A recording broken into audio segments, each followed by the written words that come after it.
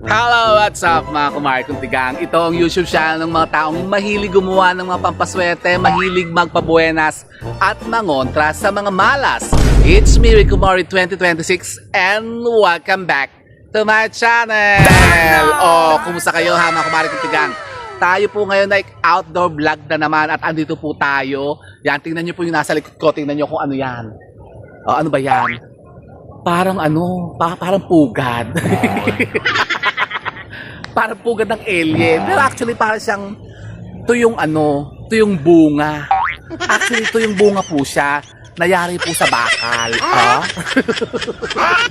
O parang ito yung bunga ng nyog, di ba? Dito kasi tayo nandito ngayon sa may ano bang lugar to? Kasi dito na tayo sa UP. UP na naman tayo ngayon na makumari kasi dito naman tayo nagpapahilahilaw ngayon. At napili nga natin itong location natin dito ngayon. Dito po sa may hindi ko kasi alam kung ano itong lugar na ito, pero marami pong puno ha mga kumari kong tigang. So yun, kasi ngayon po eto, meron naman po tayong i-share sa inyo isang napaka-powerful po na pangontra na naman.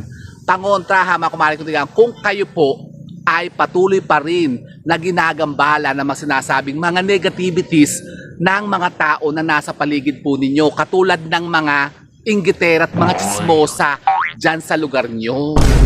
Talaga ba? Opo ha mga kumari kong tigang, kung halimbawa kayo palagi pa rin pinagdidiskitahan, palagi pa rin kayong pinupulutan ng mga chismosa dyan sa paligid po ninyo. Tapos halimbawa kayo yung talagang palagi na lamang pinagtitripahan, yung lagi kayong binubuli, lagi kayong yung parang pinag-uusapan, hindi chismis. Alam niyo po ba, kumari ko diyan, na meron tayong magagawang iba't ibang mga pamamaraan na pangontra sa kanila. Diba yung ating ritualan na ginagawa na gumagamit ng sibuyas? Ginawa niyo na po ba yan, kumari ko diyan? Naku, napaka-effective po niyan. Yung pong pangalan ng taong kukontrahin natin, susunod sa kapirasong papel, ilalagay niyo po siya sa bibig ng sibuyas. Tapos, yan po itutusukin nyo lamang po ng mga pako o kahit mga pardible o yung mga pins. Tapos, bubudburan nyo yan ng sili tsaka asin. Tapos, yan po, ilalagay nyo po yan sa isang botelya. Tapos, bubudburan po nyo ng dinurog na uling.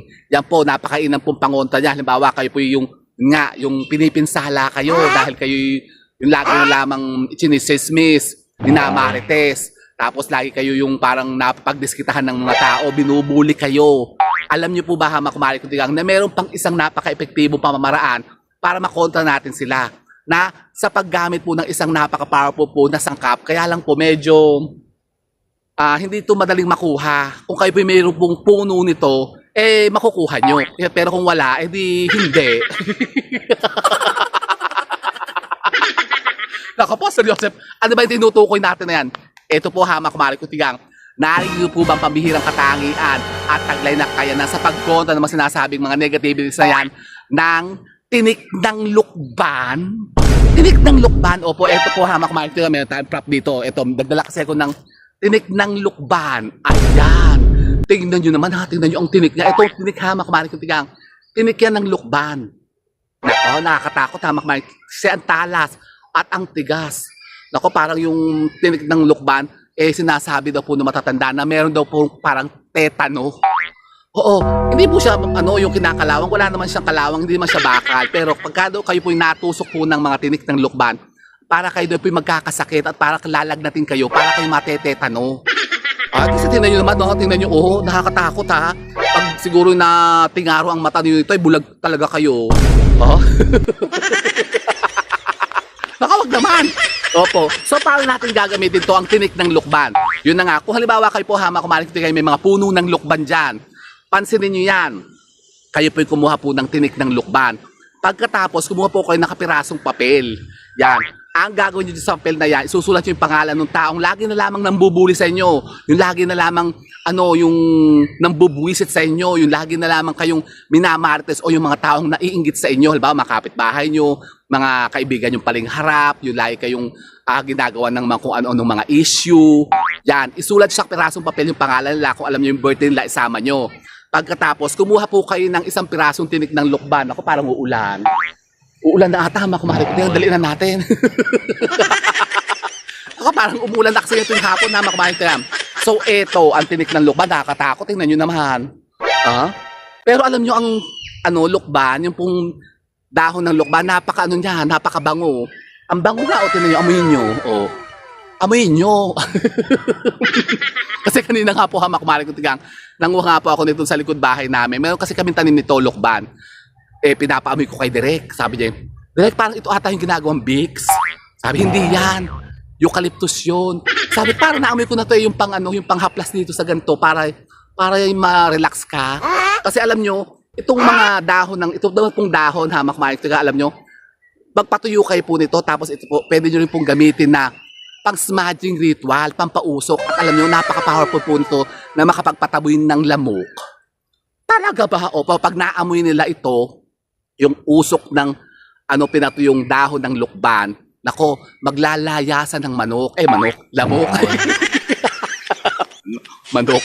Kanina sabi ko kay Direk, magpatuyo ka nito, tapos papausok na, gagawin natin smudging ritual. Sabi niya, bakit? Meron bang ilong lamok? Sabi ko, parang naisip ko, oo nga, bakit sabi nung, yung daw katol, takot daw ang lamok. Sabi ko, may ilong bang lamok? Kayo ba kumahal kong tigang, sa tingin nyo, may ilong bang lamok? Ay, comment down nyo guys.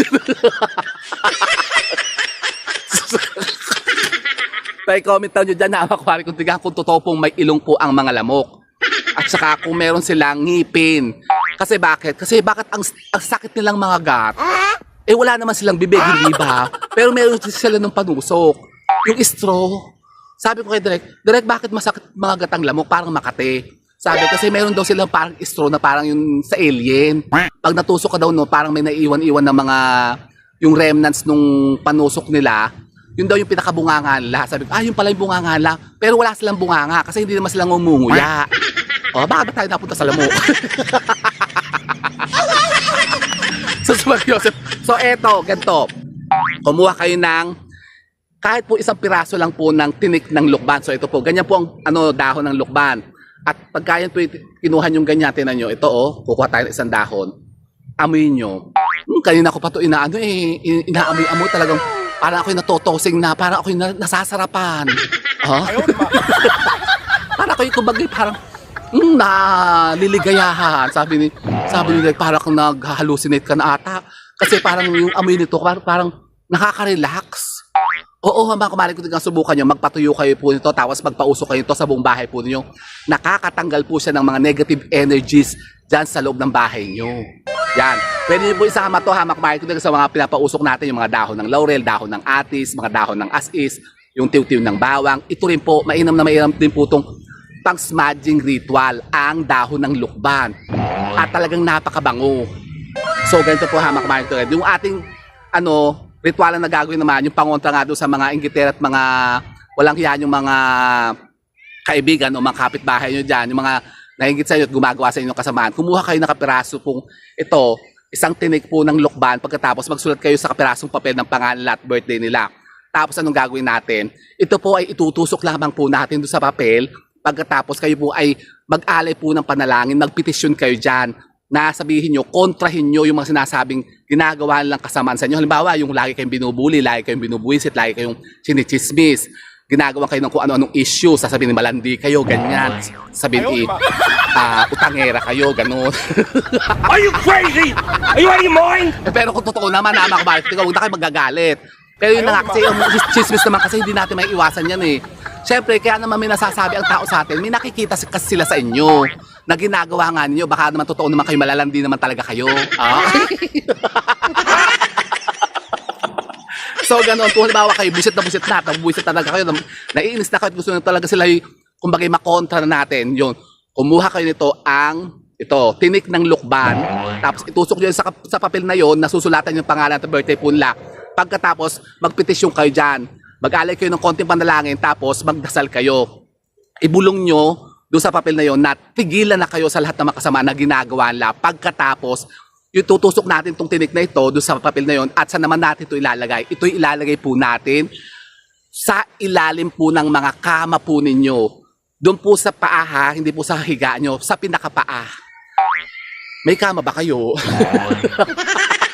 Paano kasi baka magtatanong naman, paano kung wala kaming kama? Pwede naman po sa ilalim po ng lamesa.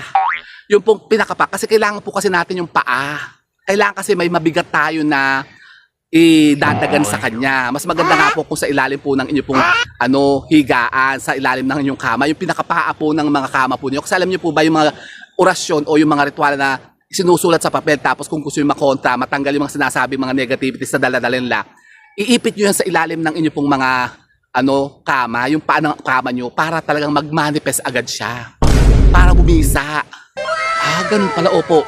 So yung papel na yon, iipitin natin kasama po itong tinik ng lukban doon sa pinakapaa ng inyo pong mga kama.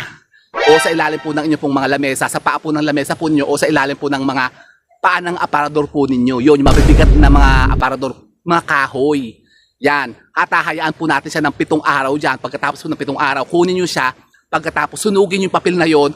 Tapos yung abo, hipan nyo sa bandang silangan. Tapos, kapag hindi pa rin kayo tinitigilan, ulitin nyo ulit siya, yung ritualan natin na ito. Kumuha ulit kayo ng isang pirasong tinik ng lukban, kumuha ulit kayo ng papel, sulat yung pangalan niya at birthday, tapos tusukan nyo ng tinik ng lukban, tapos iipit nyo ulit doon sa ilalim po na inyo pong kama, sa paa ng kama nyo. At makikita nyo, kapag ka nag-manifest na yan at kapag kayo po'y nagawa nyo po ng tama, nako, talagang yan po'y i-epekto at titigilan na kayo ng mga taong mga walang hiyang yan. Talaga ba? Ayaw, di ba? Opo, hawak ko ko tigang, kaya subukan nyo yan.